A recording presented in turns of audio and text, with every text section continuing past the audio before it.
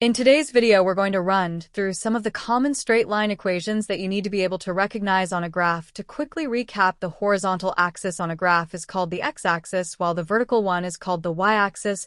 And on this graph, we're going from -10 to +10 on both axes now, because this point here is 4 on the x-axis. All of these points will also have an x value of 4, and so if we join them all up, we're going to get the line of x equals 4. Because x is 4 for all of them regardless of what the y value is, we can do the same thing to work out the equations for other vertical lines. So this one is x equals 9, and this over here is x equals -2. So basically, whenever you see a vertical line on a graph, its equation is always going to be x equals something. And to find out what that something is, you just look at where it crosses the x-axis. So this one would be x equals -7. The same thing works for horizontal lines, except this time there will be y equals something. So the top line here, which crosses the y-axis at 5, would be y equals 5, whereas the one at the bottom, which crosses at -3, would be y equals -3.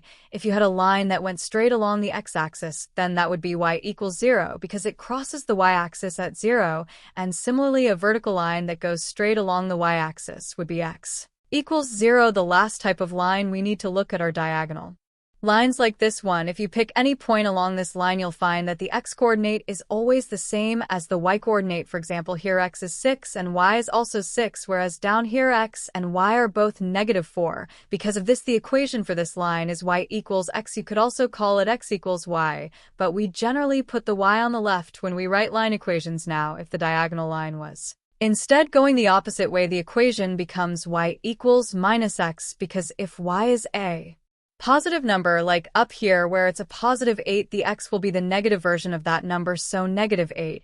And if we pick a point like this one, which has a positive x value of 9, then the y-coordinate would be the negative version, so -9. Anyway, that's everything for this video. So if it was helpful, then please do give us a like and subscribe, and cheers for watching.